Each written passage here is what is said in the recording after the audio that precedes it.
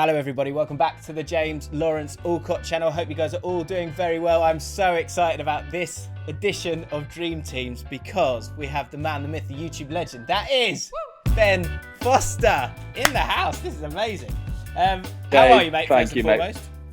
Oh, brilliant. Thank you. Honestly, thanks for having me, mate. I'm a big fan of the channel anyway, so this is, the pleasure's all mine, mate. Honestly, I swear to you.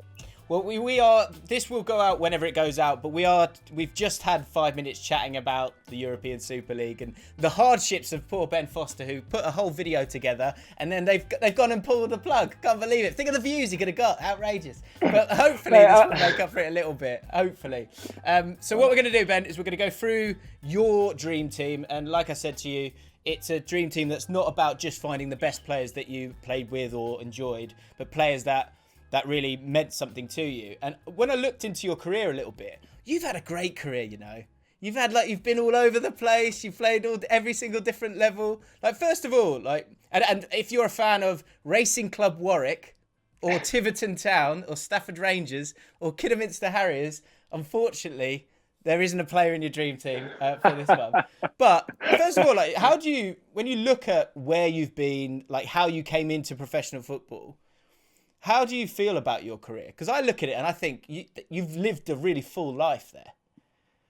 Yeah, I totally agree, mate. Like, I've fully smashed it from where I come from and from what I expected to do when I was younger.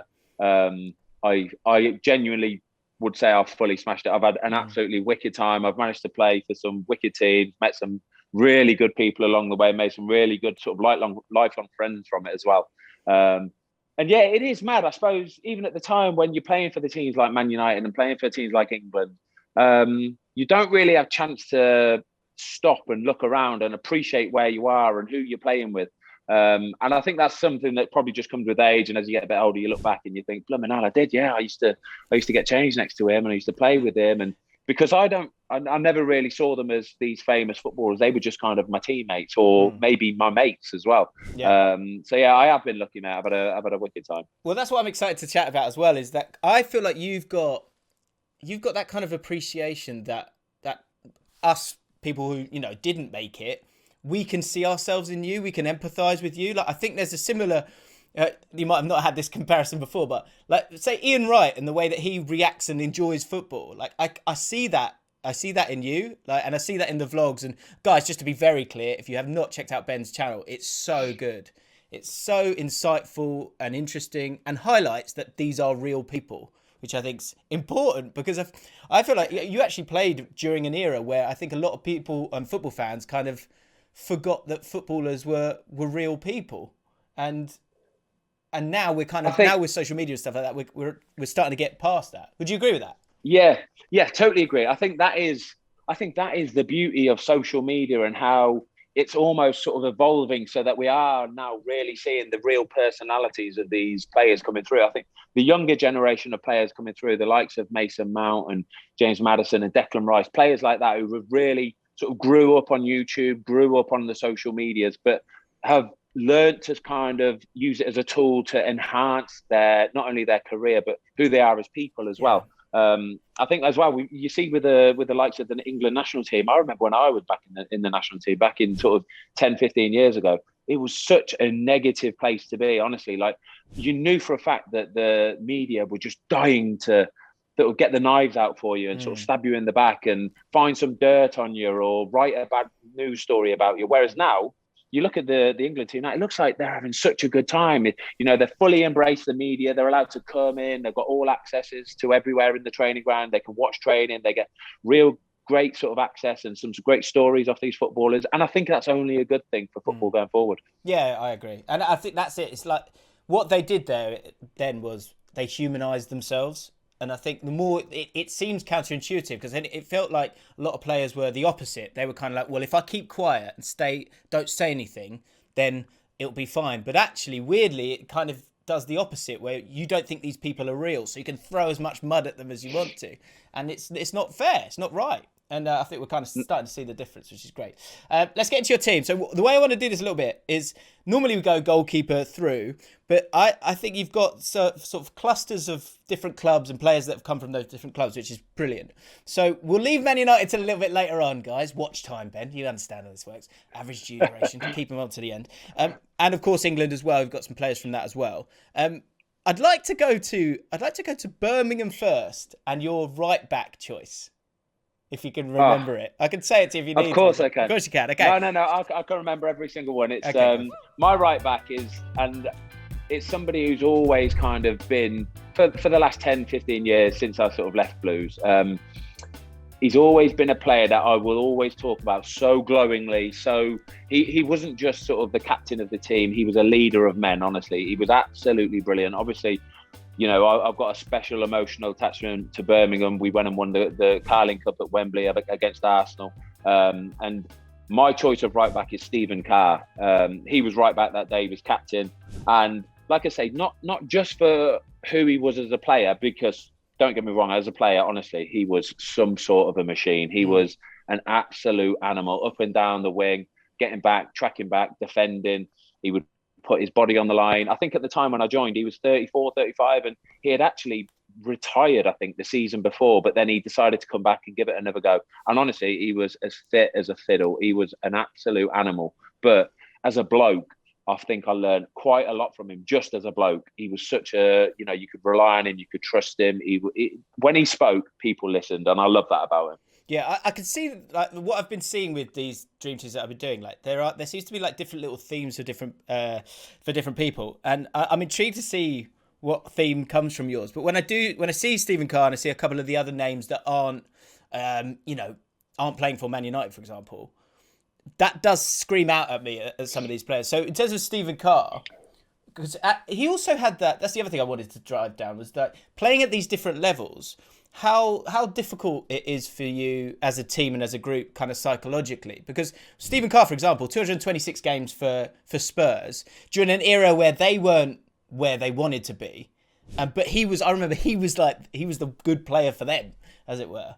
And so then at Birmingham, and we're going to talk about West Brom and those other clubs and the clubs that you've played for, with Stephen Carr in particular, what did he bring that kind of kept Birmingham City as a squad going, or that group going when you are probably losing more games than you're winning? Do you know, I think the person he reminds me of the most as a right back would have been Gary Neville. And I got to see Gary Neville up close and personal at Man United and the way that he operated. And they were both so meticulously professional, but the bar that they set for the other players was so high that nobody was allowed to kind of have a lazy day or an off day. If Stephen Carr was out training, he was on the training pitch and he's 35 years old, everybody else had to put the same effort in, and he wouldn't let them slack off. And he didn't do it in a horrible way either. He wouldn't go sort of effing and jeffing and swearing at lads. He would do it in a way of, lads, this is what we need to do. This is literally the bare minimum is this. And everybody followed suit from it as well. And that not only helps in training, but it helps the whole kind of ethos around the football club. So when you get on the pitch on a Saturday afternoon, the bar is just that little bit higher already, just from one guy. Yeah. And of course, that League Cup final. I saw that. That's a great stat you've got. Man of the match in 2 League Cup finals in 3 years. It's not bad, is it? I basically robbed the whole career winning Carling Cups. Honestly, every time I had won a Carling Cup or something, I'd get a move or a new contract or something. It was brilliant. I've made a living off it. Well, yeah, because that period of your career, as much as there was the excitement of being at Watford and being at Man United and making your way through, because I'll be honest, it feels like me from the games that you've got here. You were at Stoke. My best mate's a big Stoke fan. And literally, when I said that you were coming on, the first thing he said, he went, "Stoke youth team legend." I was like, well, yeah, okay. But he didn't really get that much of a go, did you, at Stoke? But it seemed like it was at Wrexham that you got to start to kind of cut your teeth. Are there any players from sort of the Wrexham days or any of those kind of more random, I guess, moves during your career, or players that kind of missed out on this team that you felt a little bit gutted about? Yeah, I think Wrexham's a good shout, actually, because we did have some really lovely players there. The likes of Darren Ferguson, obviously, Alex Ferguson's son, he's the guy that basically set the wheels in motion for me to get the move to Manchester United. I'm sure he had a few nice words to say about me to his dad, which ultimately culminated in me getting the move to Man United at the end of that season that I was at Wrexham. But we honestly had some lovely players. Dennis Lawrence, he was a big centre back, Trinidad and Tobago international. He was about 6'9". He was massive, but what a lovely bloke, honestly. Like when I remember when I signed for Wrexham, straight away I just felt part of the team, part of everything, part of the family. And it was so easy to just focus on playing first team football and having a nice time. We had Carlos Edwards, lovely player, rapid up and down the wing, went on to play for Reading, Sunderland as well, teams like that.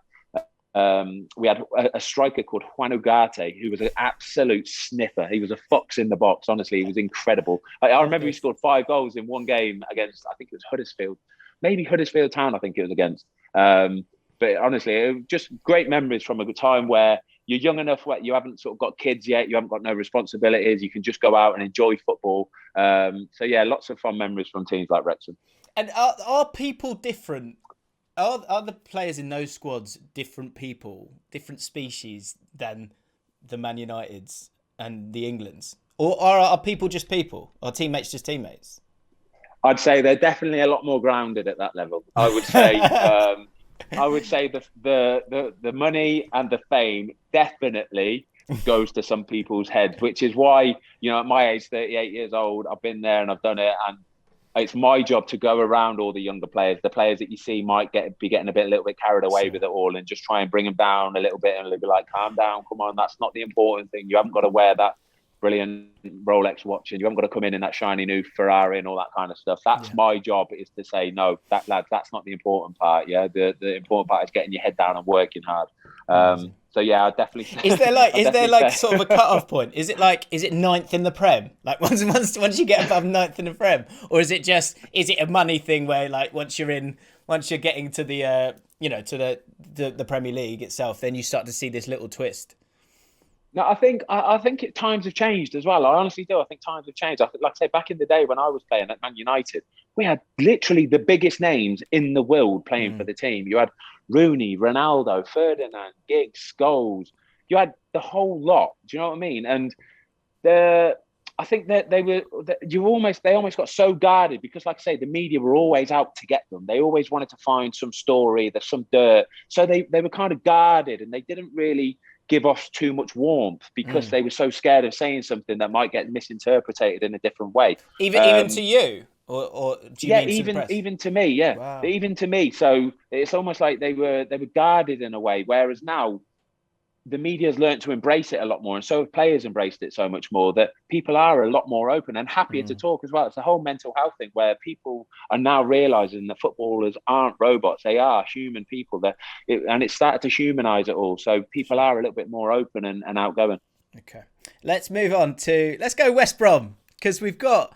And I think in terms of setting the tone, I wonder if there's something in this as well. Let's go with your first centre back then. Hang on. Okay. I'm trying to remember who my. Oh no, you've got. Is there two that you've kind of from West Brom? Another one's from Watford. Okay, give me a centre back. Okay, right. So my first choice of centre back, and it's out of 3 Northern Ireland players that I've played with. Okay, let's put it that way. I've played with 3 Northern Ireland centre backs, and all 3 of them could have made it into this team because they are absolutely class people and class defenders. So first of all, Craig Cathcart, second of all, Gareth Mcauley, and third of all, Johnny Evans. Honestly, these 3 players, absolute animals. I love playing with them. I love them as people. I'm luckily enough, I'm still playing with Craig Cathcart right now, and he's one of the funniest guys that you've ever met. Gareth Mcauley, an absolute animal. He was a threat in both boxes. What do you mean by animal when you're saying animal? When I say animal, I mean just relentless. You know what you're going to get from them. I love a centre-back that I know what I'm going to get from them. If the ball's there to be kicked, if a head's in the way, the head's getting kicked too. It doesn't matter. Like, they will head heads. Yeah. They will do whatever they can do to stop the ball going in the back of net. And as a goalie, that's brilliant. I know what that player is going to do. And Johnny Evans, exactly the same sort of thing. A lot more cultured than the other 2, but still, he would do anything to stop the ball going in the back of the net. But the player that I plumped for my first centre-back is Gareth Mcauley. Just sheerly on the fact that he is, without doubt, one of the most underrated centre-backs I've ever played with in my life. West Brom fans, I guarantee you, will tell you how good this guy is. He is phenomenal. A threat in both boxes, literally a threat in both boxes. He would score 5, 6, 7 goals every season without doubt. He was so fast, it was a joke. And he came into football late. So he played non-league. He worked when he was younger. He came into non-league, and then he got his big move sort of in his mid to late 20s. And then it wasn't probably until he was in his 30s that he really started finding his feet and finding his form. And I think if he had found his feet and form when he was in his early 20s, he would have been a player that would have played for the likes of Chelsea or Arsenal or Man U, somebody like that. But West Brom were lucky to get him at a time when he was in his peak, and he was a phenomenal player. And what a bloke as well. Just a lovely, level, calm, down-to-earth bloke. Played for Lincoln, played for Leicester City, Ipswich Town, and then a good time at Ipswich Town, but then that move to West Brom, he really is that West Brom legend. And I, as a QPR fan, I feel like there's a lot of players that kind of get underrated in terms of their performance because it just gets kind of pushed to the side because of who they're playing for. I will go to the grave letting people know that Rob Green, in the season where we finished rock bottom in the Premier League, was world class. I will go to the grave saying that because some of the saves to keep it from being 5, 6, 7, just to keep it down to 3. Like, that gets forgotten. But I see you, Rob. I see you, mate. And I would imagine it would be the same with someone like Gareth Mcauley. And if you're playing for that club, those kind of clubs, again, you need someone. And that's really interesting to hear your perspective from as a goalkeeper. So many people want a ball-playing centre-back. And I'm not saying Gareth Mcauley's not that. But you also, when you're a team that's in the bottom half of the Premier League, you have to have that mettle, don't you? You have to have that leadership to keep going, right? Yeah, for sure. And that's where, when I was talking about Johnny Evans a minute ago, Johnny could do it all. I've seen him Cruyff turn somebody 3 yards out from goal. I'm on my goal line and I'm watching him. The ball's coming to him at pace. He's took a touch, Cruyffed somebody, and I'm thinking, you're just showing off. This is ridiculous, like outrageous. But that's what he's got, and that's why he's playing for Leicester. And for years, he's been linked with the bigger boys, back to Man United, Arsenal, these sort of teams. But you do find players, they kind of almost get pigeonholed as that sort of a type of player or that level of player. They could only play at a sort of a Leicester maximum or a West Brom maximum. And it's a shame, really, but it's do you most think of the it's time. Nonsense? Do you think it's nonsense? I do think it's nonsense. I think a lot of it's to do with age or sort of their sort of social standing within the game. You get these players who are much more hyped up than what they actually are. And I see him on a Saturday afternoon, I'm thinking, well, this lad on our team's much better than him, but he is like known as being one of the best in that position. But it happens all the time in football, and I think the beauty of it is finding those little gem of players that go above and beyond what you expected from them or what you thought they might do anyway. Yeah, and of course, for us football fans, for West Brom fans, you love those guys. Like, those guys are absolute heroes to you. Like Watford fans and all these clubs will be with you, Ben.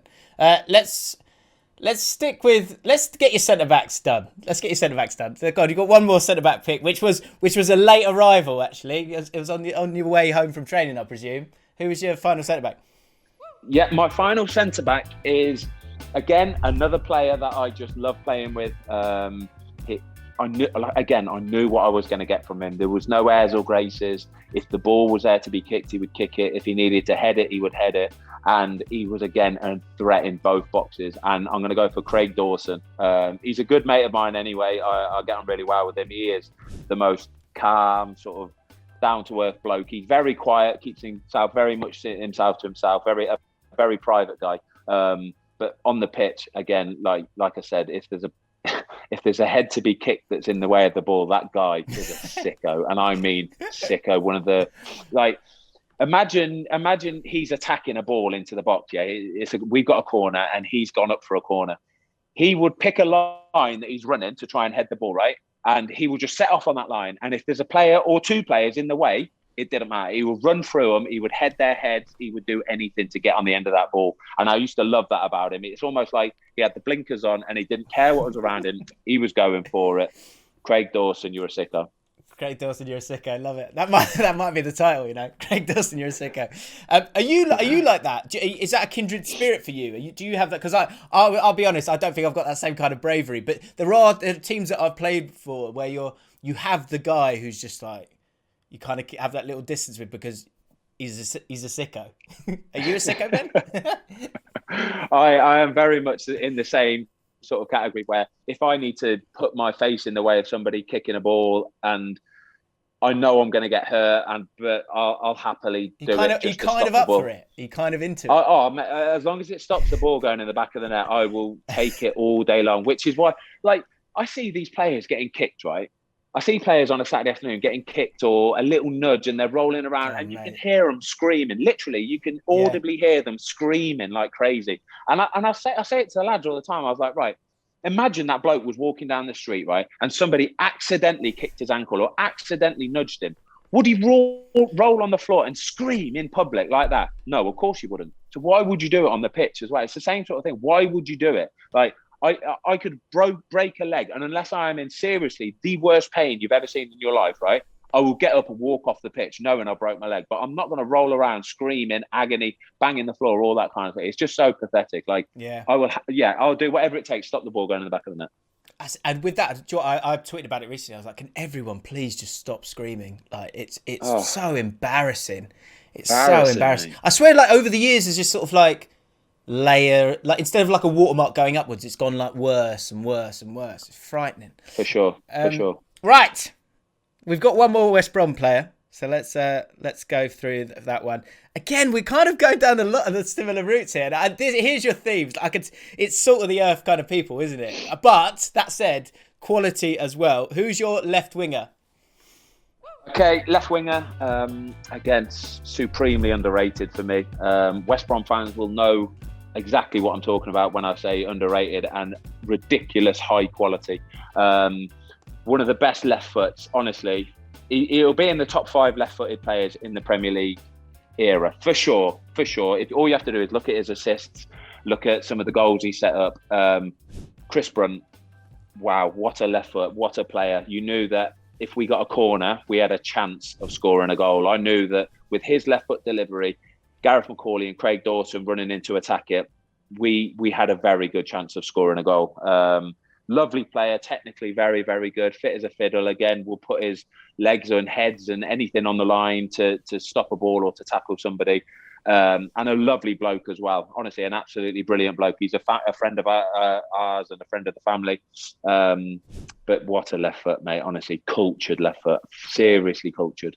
Because those kind of players are, I don't know if they're running out or not, but, you know, if you go back a little bit, you have someone like Maradona who's just so good with one foot and it was enough.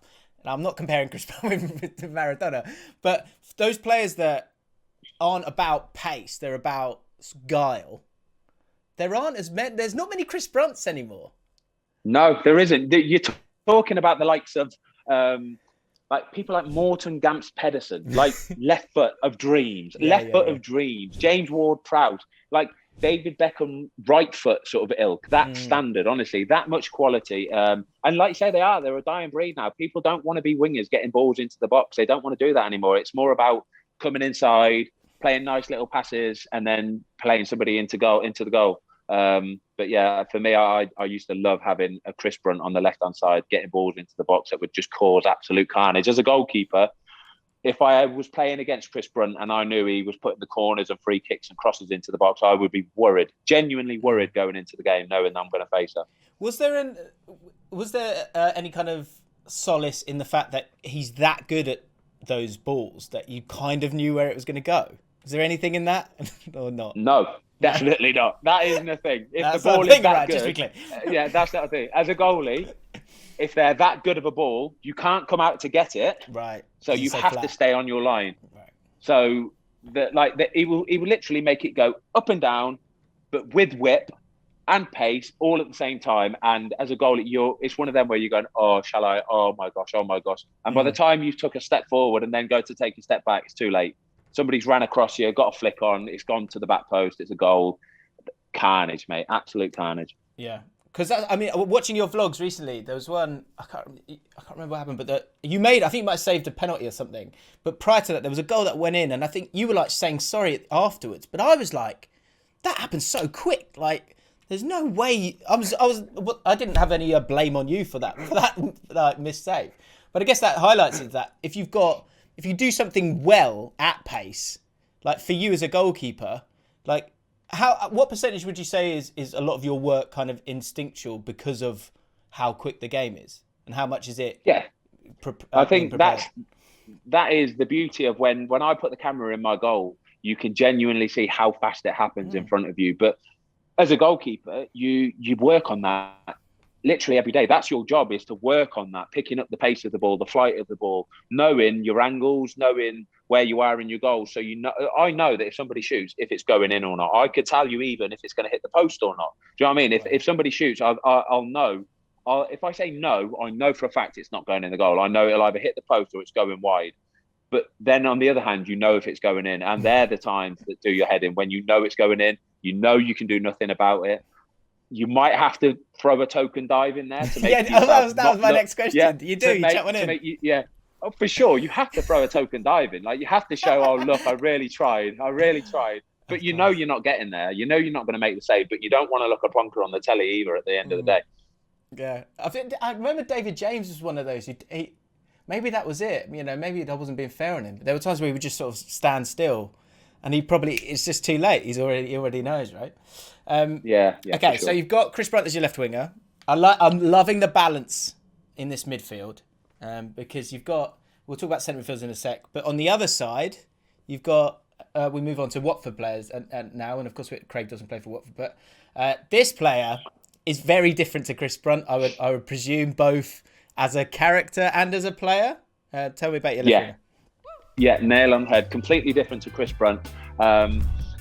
Watford fans will absolutely love this player. I used to love this player as well. He was, honestly, some of the things I used to see him do in training. He's been so unfortunate with injuries as well. He's had so many bad injuries.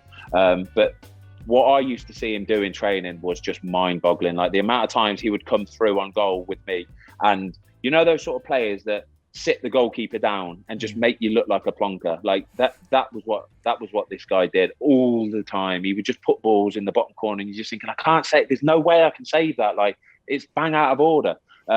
But Gerard Delofeu, honestly, he was so he still is. He's still so supremely talented. And when he was fit and he was doing what everybody knew he can do and will continue to do, he was a genuine threat when we were playing on a Saturday afternoon. Like I say, once he got into the box, he would run with the ball and he would have it. It's almost like he had it on, like Messi does. He would have it on a piece of rope or a piece of string, and it would just be taking little touches, and defenders would be scared stiff of sticking a foot out to tackle him because it was just asking for a penalty. He had so much quality. He had free kicks. He could whip balls into the box. He could run past players, and his finishing was really good too. So, Gerard Delofeu, and a good bloke as well, a really nice bloke. Yeah, because he's one of those where, again, a football fan, I think, would look and go, oh, is he one of them? Is he a bit, soft, a bit petulant or whatever it may be? Because I think it was undoubted that the talent was there. And coming from Barcelona B, it's Barcelona B, 68 games, 27 goals. Then if you play for Barcelona, you're all right. I think some people were kind of, with that pedigree and then going to Everton and it being okay but not brilliant. I think some people were probably wondering why was he at Watford, with the greatest respect. So what went wrong in terms of him not staying at the top, or is that just something that just happens, right? No. It's a good question. It's what I said earlier as well about, the kind of the pigeonhole of players where they end up at a certain club and think, how did you end up there? Like, why aren't you playing for someone better, or blah blah blah? But for a team like Watford, Delofeu was probably our biggest name, our biggest attraction, our biggest player. But the reason why Gerard Delofeu was at Watford was because we knew he would get injuries. We knew that, we can't go and sign the player that ticks every single box. Like, the best quality, the best temperament, would stick his head on the line, would do this, would not get injured. You can't sign them players as Watford. That's where Man United sign them. That's where Chelsea, Arsenal, Man City sign them, because them players are worth 60, 70, 80 million pounds. And that's why they're paying the premium for them, because you're getting pretty much a full package. Mm-hmm. But for a team like Watford, you have to be prepared to not have some of them boxes ticked. And Gerard Delofeu ticked a lot of the boxes, but we knew he'd get injured. And also, he's not the kind of player who's going to stick his leg in and get hurt. Do you know what I mean? At certain times, give him the ball and he'll win you games, but he's not going to do the other parts of the game either. He might not trap back so much, and he might not put his neck on the line, but when it comes to quality, it was undoubted. Yeah, and I think that's something that is just it's so unique to have someone who's got that much talent and wants to attack, and is also willing to put that work in the other direction. Because it's often you see it with different players of like, you can be energized by different things. You're energized by taking one in the face and getting that roar from the crowd to keep the ball out. Delofeu's not that kind of player, and you have a lot of players like that. So I guess that could be the frustration for a Watford fan, because yes, you got Troy Deeney up front, who is going to be the guy who's up there and holds onto the ball, and so you're not expecting him to do the running. But anyone behind that, they become luxury players if you're not asking them to do that, and if they haven't got the energy to do that.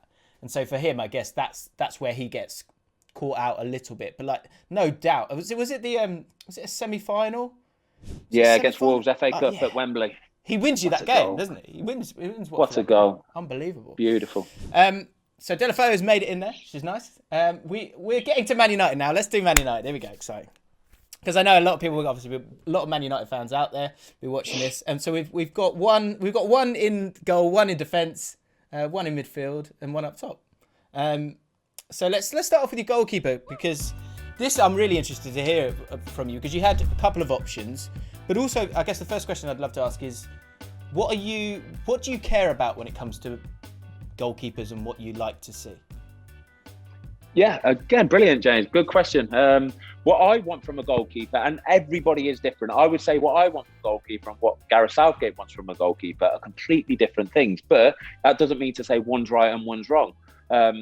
It depends on your style of play, what the team style of play is. For me, I want a goalkeeper that's going to be big, brave, going to come out, take crosses, will be a very advanced goalkeeper, almost play as a sort of sweeper keeper, happy to put his neck on the line and take little risks here and there just to cut out that opportunity of them scoring. So balls might be coming into the boxes, and I see a lot of goalkeepers will automatically take a step back because it's a safer option. That way they haven't got to come for the cross, they haven't got to come for the punch. And if somebody gets a free header on it, you can almost blame the defender for it.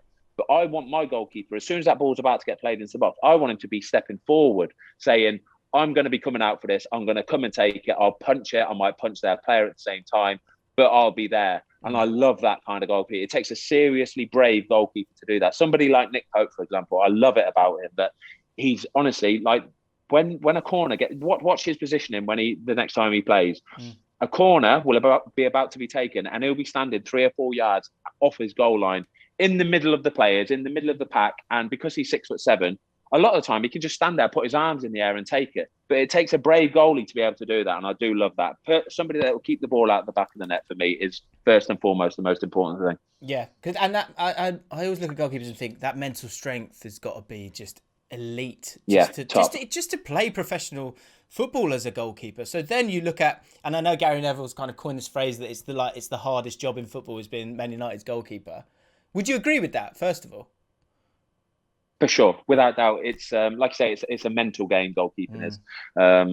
Outfield players, don't get me wrong, you have to be very mentally strong, but you're doing stuff autopilot, if that makes sense. When you're an outfield player, you're running around so much that people are playing the balls to you. You don't have time to think and take a touch and where you're going to play your next play. It just happens naturally because you're running on autopilot. Don't get me wrong, when things go wrong for players, that's when you can see their confidence is low, is because they're not running on autopilot anymore. They're thinking too much. That's the problem then.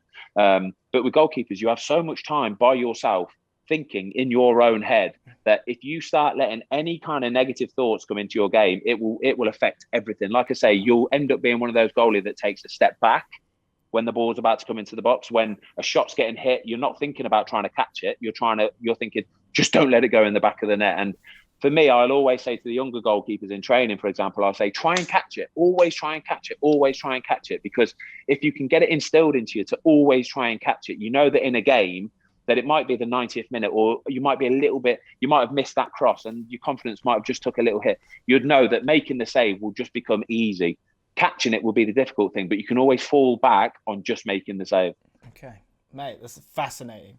So when you get to Man United, and I guess you're a lot younger, and there's a lot of things that, you know, through the years and games, you learn about yourself, like you say, mentally more so than anything else. You've gone with Edwin Van Der Sar as your goalkeeper. How much did you learn from him? Because I was listening to a podcast, I think it was Under the Cosh, I don't know if you've heard that podcast. and they had Luke Steele on it. Yeah. And so I think Luke Steele basically enjoyed 3 years there, and then they signed you. And he says in this podcast, he goes, they signed Ben Foster and he was better than me. So I had to go. But he talks about how much he learnt there from those different people. But with Edwin Van Der Sar, what did you learn from him? Yeah, I learned, honestly, everything, absolutely everything, not only as a footballer, but as a human being, as a person, how to carry yourself, how to sort of connect with people, how to build rapport with people. He was honestly one of these guys that would just so you'd see him on the football pitch and he would look so calm, so measured, so at ease with everything. And he was literally a mirror image off of the pitch at the same time. He would walk into the room and he would just breeze in. He would look good. He would smell good. He would be good. He was incredible. What a guy. Wow. Just the most lovely, down-to-earth bloke ever. Like, bearing in mind, he's done literally everything in the game. Literally everything. And he would just be the most calm, chill, happy to talk, happy to just get involved and wouldn't have to scream and shout. When he talked, people listened, and he was so good at just giving me any bit of advice on absolutely everything. He would happily pull me under his wing, not make it be, like some people do it to make themselves feel better. He wasn't doing it for that. He was doing it because he genuinely just wanted to help, because that's what he was as a bloke. And as a goalkeeper, for me, I think the most battle is in your head. If you're at ease with who you are as a person, and I think it's one of the biggest life lessons you can learn, not only as a footballer, but as a life lesson. If you can be at ease with who you are and comfortable in your own skin, you can smash anything, honestly. Were you not then at Man United? Did you not? Or once you get put into that scenario, did you, was there a discomfort at just how high profile the whole situation was? Oh, for sure. Absolutely. That's it. This is exactly what I'm talking about. At that moment in time in my life, I think I was 24, 25.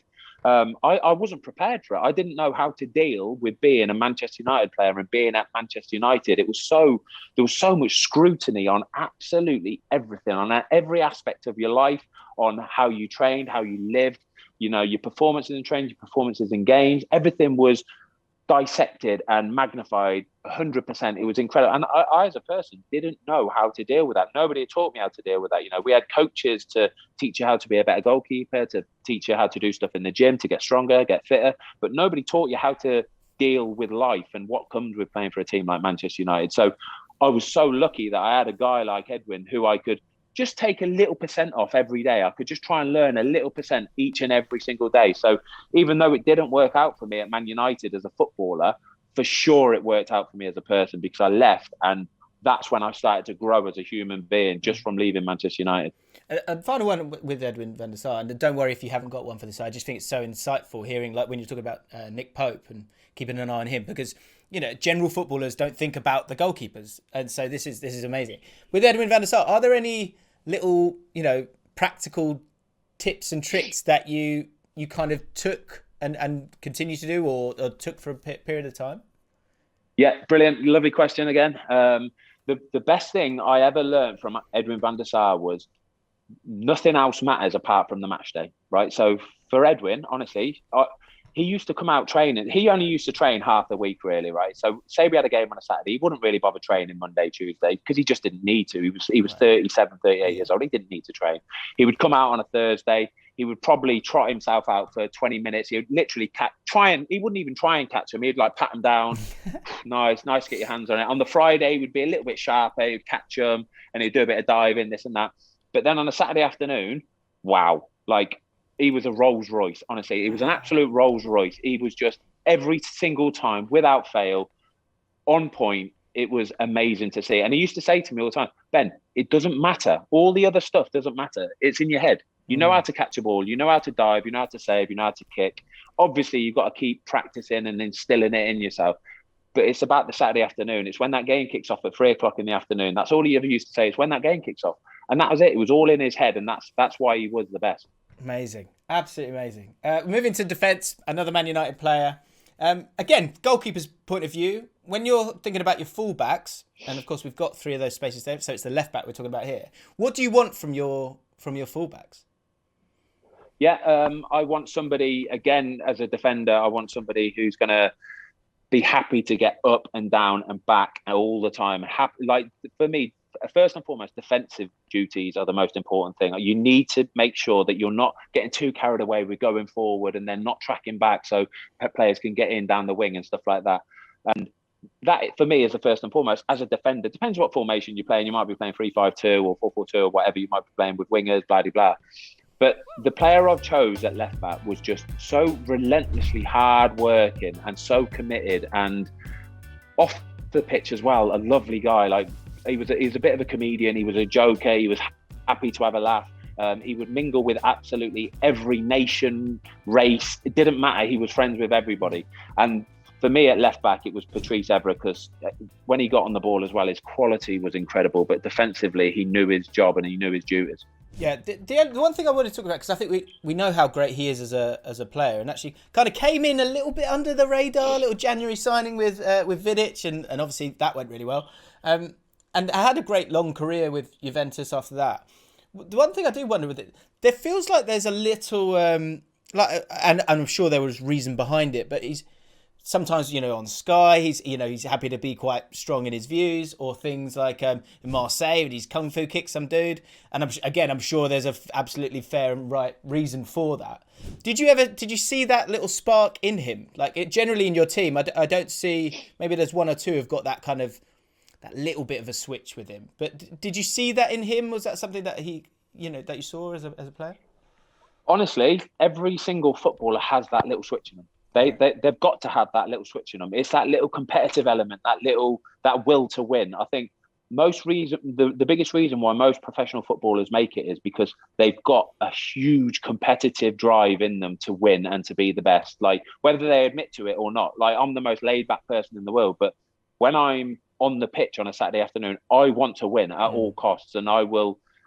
Something else takes over me, adrenaline kicks in, and then I'm in game mode. You know what I mean? I'm still able to dissect the two, and while I'm on the pitch, have a joke and a laugh with people. But I know what's business and what isn't business. And every football player's got it, I guarantee you. But for sure, Patrice Evra had it. I saw it to play for a club like Man United. You've got to have a huge drive in you, especially at that time. Don't get me wrong, we were playing 55, 60 games a season. We were in the final of the Champions League, the League Cup, the FA Cup, every single season without fail. And to continually just relentlessly do it like Patrice did, you've got to have that in you. So it doesn't surprise me when I see things like that. Some people are much more better at controlling their emotions than others.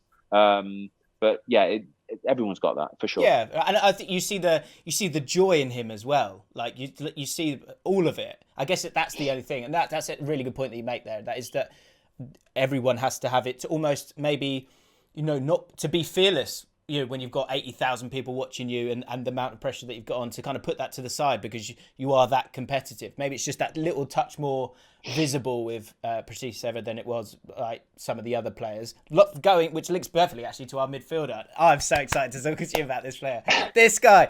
I was listening to a podcast the other day. Actually, it was a book, and it was about the idea of Paul Scholes. So I'm going to reveal it. Paul Scholes is one of your midfielders, and I'm so pleased you've chosen him because I love the folklore about him in training and about how frighteningly good he was. But in this podcast, they were talking about how he wasn't really loved as much as he should have been until the likes of Iniesta and that whole Barcelona team turned up and kind of twisted football a little bit, and it went away from the Patrick Vieiras and the Roy Keanes to the Iniestas and the Xavis and those kind of Busquets and those kind of players, the players that just are almost too good too quick. And Paul Scholes in the role that changed for him, because he was a lot more attacking player in the first part of his career, but I presume you caught him at a time where he was sort of going from one to the other, maybe. Like, tell me about Paul Scholes, because his punditry is almost like, God, he's miserable. Come on, Paul. Give us a smile. But as a player, he was it. I thought the best any of us have ever seen or played with, for sure. And I'll include Ronaldo in that bracket. I played with Ronaldo, and Scholesy, what he used to do on a day-to-day basis, and when he was on the pitch, was the best you've ever seen. The first impression I ever got of Paul Scholes was probably the day or two after I signed, and we were just doing a bit of goalkeeping work with Tony Coton, who was the goalie coach at the time. And it wasn't my turn, so I was just watching the outfield players. Like, bearing in mind, I've just signed for Man United, and I'm absolutely like, wow, look at these players, look how good they are. They're a joke. Yeah. And they're doing some kind of crossing and finishing drill, and somebody, I think it may have been even Giggsy or someone, played the ball into Scholesy, and he didn't take a touch. He ran towards the ball and played a first time half volley pass out to literally a massive diagonal. We're talking 50 yards or something, half volley though. And it went straight to this player's in his path, not to him, but in his path, so he could carry on the drill, cross it in, bang. And I'm watching it, and he's just done this, and I've gone, oh my God, like buzzing like crazy. And bearing in mind, Tony Coton's drilling balls for the other goal, who he's not watching. And he just kind of smirks himself and he goes, was it Scholesy? And I've gone, yeah, it was. Like, it was incredible. And he's gone, mate, just wait, you'll see. And like, that was the norm for Paul Scholes. Like, the other players probably just sort of like knew it was going to happen, so didn't even take it. It wasn't even a thing, but he used to do it all the time. Without doubt, the purest striker of a football you'll ever see in your life. Like, his body must have just been made for it. His hips were attached in the right way. His legs were the perfect size, because when he ran up and struck the ball, it stayed struck. Do you know what I mean? It was a thing of beauty. He could do either the drilled pass and make it just fly perfectly with a bit of spin on the ball, or he could do the drill where it was doing all sorts of stuff. As a bloke, just lovely, just came in, trained, got showered, went home. That was all he did. It was incredible. He wouldn't even really like smile along the way. I remember when I was leaving Man United, I was getting a load of shirts signed, and I went up to Scholesy because he's my favourite player for sure.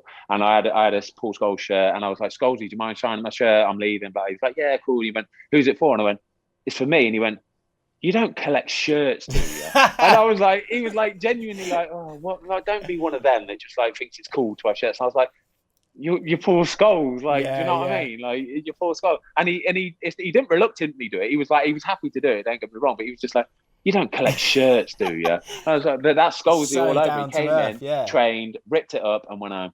Amazing. And because there's all this talk about the box, right? You know, for those who don't know, it's just basically possession, right? And you have, is it 2 in the middle or something like that? And you just got to, I don't know, the chase around and get it, chase around and get it. And he apparently was, I remember Michael Carrick talking about how ridiculous he was. I think that's it. When players can do something that you can see is about to happen or is happening, and it's not based, for me in particular, if it's not based around size, strength or pace, that's the one for me. Like that's what I loved about Scholes, is that he just sort of trotted about and just got on the... trotted about, but like I say though, the will to win, Scholesy's will to win, oh my God. He had this... Honestly, it was like a nasty little... That's why he had so many red cards, and his tackles were brutal at times, because he had this will to win. Stuff must have really annoyed him in games sometimes, and it would build up to the point where he's like, I'm just going to go and smash someone. I'm going to go and smash somebody. And he had to go and get it out of his system. But yeah, that was it though. That will to win, that drive. And at that time, when you're playing for Man United, that is the perfect recipe, because you knew you had another 6, 7, 8 players on the team doing the same thing. Yeah, unbelievable. Yeah, God, I wish there was more footage of Man United training. I would just devour it. We've got the bulk of your team here. Now we've just got the 2 strikers, and I've missed out a West Brom player. Although, of course, he became a Man United player. I'm surprised when I saw that name. Why have you gone with? Give us your first striker, mate. Okay, my first striker is somebody who he came on loan to West Brom. Probably good 10 years ago now. Honestly, as a bloke, just one of the nicest, down to earth, quiet almost, sort of just a lovely, lovely lad. And I think he was only sort of 19, 20 at the time, but so grounded, so calm, so chill. And it took him a little bit of time to get to find his feet at West Brom. He didn't really hit the ground running at all. I think it was his first proper loan out. But Romelu Lukaku, when he finally found his feet at West Brom, was an absolute machine, mate. Towards the end of the season, he was just unplayable at times. He just I think he learned what he was good at, what he could do, what he couldn't do. Like I say, knowing your limitations and your capabilities, not only as a footballer but as a person, is a huge asset to have. And that was for me when he first started to learn his limitations and capabilities. And we would get the ball up to him, he would hold it, he would pin players, he would roll them. And he was through on goal, and he just used to do it relentlessly, week after week. I think he scored a hat-trick in the last game of the season. Was it the 5-5 draw against Man United, Sir Alex Ferguson's last ever match? again, just doing what he knew what he could do. He would get the ball, he would pin somebody, he would roll them. There's that classic clip, isn't there, where Jamie Carragher goes to Everton training and he's like, show me what you would do if I was a defender. And he would like, I'd pin you, I'd roll you, and I'd score. And Jamie Carragher goes, all right, yeah, try and do it. So he gets the ball played to him. Jamie Carragher thinks he's going to roll him to his right. He rolls in the left. Jamie Carragher's all over the shot. In on goal, goal. Simple as that. It's brilliant. Honestly, you should watch it. It's an absolutely brilliant clip. But as a bloke as well, lovely, lovely bloke. Yeah. And again, you know, we've spoken about people being pigeonholed a little bit. I wonder if that's, you know, why you kind of wanted to get him on this list as well, because he's had his record. Like, even that game where you're saying he's finding his feet and I don't doubt that, but 17 goals in 35 games for that, and for West Brom, sorry. Then went to Everton and did brilliantly. But there is a culture, and I'm probably part of it, because you do videos and you go, who's good, who's better than who, and you have those those questions and conversation. That's fine. But Lukaku, the lack of appreciation for him as a player in terms of his goal scoring record at every club he's played for, it's pretty criminal, really. And Man United have spent, they've been able to get Edison Cavani, and obviously that's helped a little bit. They could have done with Lukaku, couldn't they? Oh, for sure. The problem with Lukaku is he's not a Man United striker. It wouldn't have worked out with him, because Man United have a rich history of Man United strikers. They're good at everything. They tick all the boxes. They're good in the air. They're physical. They've got a lovely touch. They can lay it off. They can take the ball at the feet. They're not. I'm not saying Romelu Lukaku is a one-trick pony. I'm saying if you know what you've got as your striker, and Romelu is your striker, you need to play to his strengths. Mm-hmm. You know that if you give him a ball, like I said, he'll pin somebody, spin it, getting in on goal. It's as simple as that. And if you're willing to build a team around him and play to his strengths, you'll get a striker that will score you 25, 30 goals every season without fail. Yeah. Good choice. Very, very good choice. And interesting to see that that must be a lot. There must be a lot of players in your career that you've seen kind of at a young stage and see them kind of progress. So that must be really nice. Let me give you the best one. Let me give you the best one ever, right? Cool. So Man United, obviously, when I was younger, when I first signed for Man United, for the first year or so, there was another centre back at the club, and he was actually one of my mates at the time. He was one of the good mates, because we were always like in the resis, playing a bit of resis and stuff like that and stuff. And Gerard Piqué, he was obviously at Man United as a kid. Shout! Honestly, what a lovely kid! What a lovely kid! But you never even got a look in at Man United. You've got Vidic, you've got Rio, you've got all the big boys. You ain't getting a look in, right? But I think they knew they had a big player. They knew it, and they were always trying to keep him on and trying to give him a new contract. But he's a Spanish lad, and he's a very outgoing, real kind of boisterous lad. Had a lot of energy. And I remember the day I think we were playing away at Wigan at the end of the season. He was like, "Oh, I'm going next season, Ben. I'm leaving." I was like, "Where are you going?" And he said Barcelona, and I was like, "Sod off, you ain't going back." He was like, "No, I am. I've already agreed the deal. Like, it's a really good contract, blah blah blah." And I was like, "Oh, mate, that's incredible. Like, buzzing for you." Yeah. And then fast forward like 10, 15 years, mate, he's won everything. Yeah. And about 5 times as well. He's won everything 5 times. So, yeah, fair play, mate. Like, you might just be at a different club, or the wrong club at the right time, or the wrong time. Yeah. Like, you should never, ever just settle for where you are, because you never know what's going to happen in football, as we've seen in the last 48 hours. Yeah. I'm worried. I know we've got one last player to talk about, but I wouldn't forgive myself if I didn't ask this question. Is there a player that you're amazed didn't reach the heights that you thought they might do? Wow, you've literally put me on the spot there. Let me have a think about that. It's coming to me. And I'm sure you've missed my other central midfielder. I'm sure you've missed my other no, I haven't. Oh, God, yes, there's 2 players. Sorry, I have missed your central midfielder. We're going to play a 10-man dream 10.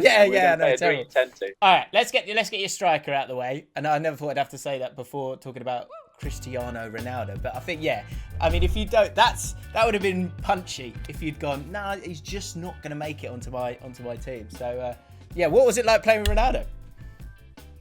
Again, for me, first and foremost, the person is the most important thing on this list. Like, the person is so important. And Cristiano will always, for me, out of Messi and Ronaldo, I'll always choose Ronaldo, just because I got to see up close and personal how hard he works for it, and how much effort he put in.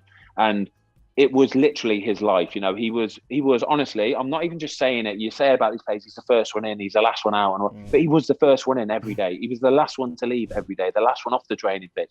He was practicing his free kicks. He was practicing his dribbling. He would go off with a bag of balls and just do it by himself. He was so driven, it was frightening to see. It was frightening. Like nobody else at the club at that time, bearing in mind you're talking about the biggest of the biggest, had that drive that he had. And it's no surprise to me that he went on to do what he did.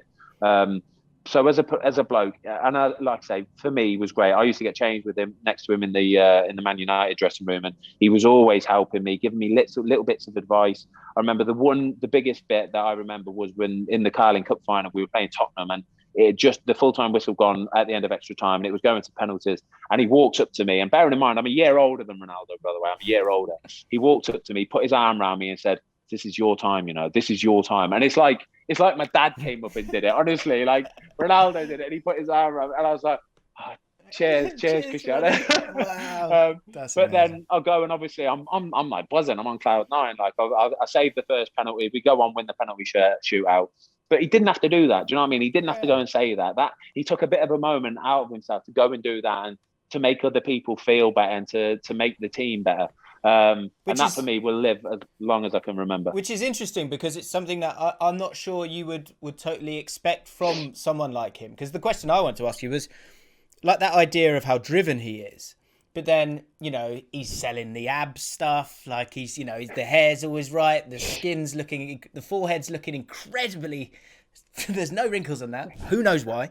But so for him, how would you break down the percentage of him being sort of intrinsically motivated, and then him being extrinsically, like it being about the trophies and the money and the fame and all those things, like because there's some really human elements that you're saying there, but then the exterior of it looks quite flashy. How would you? Yeah, I just think he had sort of compartmentalizing the two things: the player, the brand, and then the person. The three things. Sorry. He was just the best at doing it. He knew wherever he was, whatever environment he was in, he knew which sort of role to play and which one to get into. And when it wasn't about football and him being Ronaldo, he knew how to have a laugh. He knew how to get involved with the lads. He wasn't somebody that would just be cut adrift from everybody and didn't really like to get involved and have a joke and have a laugh. He was always there. He was in with the lads. He knew how to like communicate with people. He knew how to get on well with people, and people liked him. Literally everybody liked him in the football club, whether it was the kitchen staff, the chef, it would be the security people, it would be the secretary lady, all those kind of people. Never have a bad word to say about it. Same as the players. He just knew how to do it. But then he knew when he was in that different arena and he had to perform on the pitch, he would do that. Or if it was the Ronaldo brand off the pitch, he would do what needed to be done. And he was just very good at separating every single facet of his life. That's fascinating. So Beckham's a good example there, isn't it? Because I think that was always, you were always waiting for that with Beckham a lot of the time. You're waiting for him to sort of topple over because there's too much Brill cream ads or whatever it might be. It's interesting that Ronaldo had the same thing. That's so fascinating, mate. Thank you for that. And finally, yes, I did miss your centre midfielder, because we got through Man United, then I realised I'd forgotten Lukaku, and now I wanted to kind of finish on England, because like hearing you speak on the Jack Mate podcast about your time with England and looking at your career with England, which, you know, there's some really interesting moments there in terms of 2006 and being really close, what's it like being on standby? What's that like? Standby was horrible. It was a bit miserable, to be honest with you. You kind of get injured. That's what you wanted, right? Yeah, you're not sort of like, it's like, oh, they don't really want me, but they do want me if they just need me, kind of thing. So you're almost, we couldn't really go on holiday. You can't really switch off and enjoy, but it's fine because I was still young and I was still kind of eager as you like to get into the England team, sort of thing. But yeah, it's a weird one. I'd say my England sort of history was one I didn't really fully embrace and enjoy, to be honest with you. I think for me as a person, I've got a threshold of how much football I can do and play and get involved with. And then once I've reached that threshold, it just sort of almost used to bore me. You know, I've got so many other things in my life that I was interested in. I suppose with England, it came at the time when I was starting a family. I had young kids, and I had other things on my mind, and it just never really was something that I would look forward to. You know, when the squad was announced, I was thinking, oh God, I've got to go away next week for 2 weeks. Really? I'll be away from home, and that's how it was, and it's a shame, really. But it's something I've never ever regret or want to change, because I knew that I got to spend a lot more time with my family from not being with the England team, because eventually I sort of retired, and then I wouldn't be selected in the squads and whatever. But for me, it is all what it is. Even the bad times, you just learn from. You try and find something to focus on that you learn, and then move on. That's all there is to it. Yeah, I guess like that is again another element of life where it's like, generally you should attempt to say yes, because you'll always be net up at the end of it, whatever happens. I think it is tough for goalkeepers in particular if you're not that number one, because you're there, and it's not like there's just not as many options of where you could play and how you could make your way into the team, and also there seems like, understandably, there has to be an element of loyalty to a number one to help them psychologically in what is such a psychological position. But I think so. Just jumping on that, James. I think, like you say, when I went to the World Cup with England in Brazil, so the three goalkeepers were me, Joe Hart, and Fraser Forster, and we all knew our role. We all knew that Joe was number one, I knew I was number two, and Fraser knew he was number three, and we were all happy with that. Do you know what I mean? And I think that's the best case scenario for any international team, probably any club football team. You see the sort of, I wouldn't say it's a locking of horns at Man United with De Gea and Henderson, but it almost does cause a problem. It causes a problem. Without doubt, it causes a problem. But like I said, when we went to the World Cup, we knew our roles.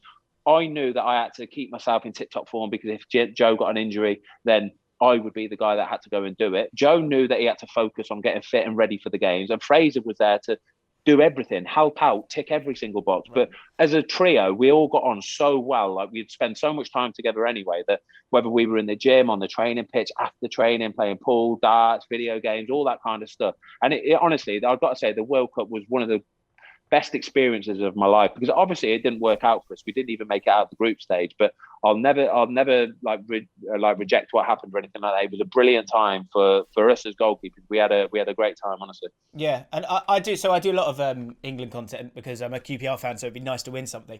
And so, but with it, kind of often I'm really sort of preaching this idea that, get behind England. Like, this is international football is a really exciting thing that's, doesn't involve transfers and all of that stuff and who's got the most money. It's a lot, Croatia can go and get to a World Cup final regardless of how good their league is. And so I always look at England with a bit more, optimism. Maybe I'd kind of give them a bit of a free pass. But when I think about 2014, the run up into it, and probably the bulk of that Italy game, and a lot of the Uruguay game, we were really unlucky in that tournament. But unfortunately, we were probably still in a space, and we probably will be again if it happens this year and with the expectations that are there. But like, as soon as it goes wrong and you see it there in black and white in that group, how bad it's gone, then of course everyone's going to go crazy. But there was quite a nice vibe about that squad and the balance of it. You had the youngsters like Sterling, that you had Lampard and Gerrard and some of these older guys who were kind of going, right, this is their last chance. And there's a lot of misfortune in that tournament, I think. For sure, mate. Honestly, like we literally did everything we've ever done before, and probably a bit more in terms of preparation, getting everything right. Everything was ticked off. Everything was done the way it should have been done. It just didn't work out on the pitch. It was. You couldn't put your finger on what happened or why it happened. Sometimes things like that happen in football, and you've just got to accept it and move on. And I felt so sorry for Roy Hodgson, who again is an absolute legend of a bloke. He's probably one of my favourite managers I've ever played for. Just a top class bloke. Honestly, he was absolutely brilliant. So I felt so sorry for him. It didn't work out, but that's football for you. You're not always going to win, especially when you're playing in the World Cup finals against the likes of Uruguay, against the likes of Italy. Costa Rica, for example, they're a good team. They were a blooming good team. So it is what it is. That's football for you. It's the beauty of it. You never ever can predict it. Well, that's, if we don't realise that now after the recent events as well, it's like, that's the whole point, isn't it? So let's get the centre midfielder out of the way. Who's this is from your time at England, and tell us about the centre midfielder and why you've gone for. Yeah, the centre midfielder I've gone for, the other centre midfielder is, out of the three, Scholes, Gerrard and Lampard, I will always rank them Scholes, Gerrard, then Lampard. And that's no slight on Frank Lampard whatsoever, because still, honestly, world class. Probably the best this country will ever see. However, I've gone for Steven Gerrard as my other central midfielder because some of the things I used to see him do in England training were just outrageously good, like outrageously good. Again, super driven, super professional. I remember coming down for breakfast one morning and he had, like you have ham and it has like a bit of fat on the side of it. He would meticulously be cutting all the fat off it. And I remember watching him thinking, I was about to just chop mine down. And he had a whole pack in hand. And I'm going, well, I'd end up cutting it off, but just honestly, absolutely meticulous in everything he did, but a real leader as well, an absolute leader of men, brilliant in the changing rooms, getting around everybody, no matter what it was. The last game against Costa Rica, for example, in training the day or two before when they knew I was going to be playing, he was getting behind me, he was saying, that's incredible, that brilliant, I love it, Fozzie, well done. Getting behind me, helping me, G'ing me up, all that kind of stuff. And he did the same thing in the change rooms to every single lad. Bearing in mind, we had a lot of younger players as well. He was so happy to get behind them and help them and just talk to them, pull them alongside. Any player could approach him for any advice. Top class. But what a player though, mate, honestly, like... Well, outrageously good. Was it that tournament that he scored? He might have scored 2 to get you. Not, I mean, it wasn't completely down to him, and you might have been fine. But I think there was quite a few games that were sort of 2-1s and big moment player, a big moment player. So you look back throughout his Liverpool career, some of the goals that he scored at important times, just an absolutely monster of a player. No occasion fazed him. I remember one goal he scored in training past me once. When you have, say, if you play you'll have 3 teams and you'll have 2 teams on the pitch and the other team will sort of spread around the side of the pitch to sort of, you can use them as sort of side men who can play it in and stuff like that. He was one of the side men next to my goal and somebody played him a ball and he scored from behind the line and he was a side man. And I'm thinking, how does that even enter your mind to score from behind the line and curl it back into the goal? And he made me look a right dickhead. And I thought, that's just outrageous. Like your speed of thought to do that in the first place. If that was the ball coming to me at that pace, right, I'm thinking, just kick it, kick the thing. But he's got that much quality. He's an outrageously good player. I love that. That because that's what I want to hear that from people, that you go and play, you get to this level, and there are these people that are magical, and there is an element of bemusement with some of the stuff they do. And I think the thing I would say about, because there is that debate between those three, the thing that puts Scholes and Gerrard above Lampard for me, that I agree with you, Scholes, it's like there's a kind of the metronome of him, and then also in the first half of his career, big goals in big games, a bit more like Lampard. But Gerrard, his ability to sort of drag a team, that Royal Rovers kind of like, I'll do it myself, give it here. I think he had that over maybe both of them, just because Scholes wasn't as athletic as someone like Steven Gerrard. So like proper. Yeah, I think that I think the personality comes into it a little bit there as well. Gerrard was that character. He was the captain. He was the leader. People looked up to him. And when it needed somebody to grab the game by the scruff of the neck, he was the man for it, wasn't he? He would happily step up, whether it's scoring a goal, whether it's giving that killer pass, that ball into the box, or it might even be like that big, massive crunching tackle to get everybody. He would jump up from it. He's that sort of guy that would jump up from it and be going, come on. Yeah. And you need them players in your team. It gets the team going, but it gets the fans going, the crowd going, the atmosphere lifts. Those little moments, people don't think they're important. They are. They're so important. Yeah. I think that's it, yeah. Maybe Gerrard set the tone, Scholes set the rhythm. Maybe that's the kind of nice elements of it. Well put, yeah. Amazing team, mate. Let me run through it so people, because I'm confused. So I'd imagine everyone watching this probably as well. So Edwin Van Der Sar in goal. You got Patrice Evra. Notable mention to Aurelio Gomez as well. Yes. Notable mention to Aurelio Gomez. Legend. He was, he had to go at the end. You could only have one goalkeeper, believe it or not. So Edwin Van Der Sar, Gomez just misses out. Patrice Evra, Gareth Mcauley, Craig Dawson and Stephen Carr. Chris Brunt, Paul Scholes, Steven Gerrard and Delofeu. And then Ronaldo and Lukaku up top. What a team. Final question, mate. And mate, can I just say thank you so much for spending your time with me. I know we've been chatting for a while, but I've loved it. I like to ask this question kind of at the end and not give people the opportunity to think of it, because I want it to be a kind of a gut feeling. Manager. Who manages this team for you? Who's your manager? Oh, that's a blooming good question again. Oh, that's a really good question, that is. Go with gut. That's why I want it, because I want it to come from the gut, nothing else. Where does your heart go? Oh, it's so good. It's such a good question.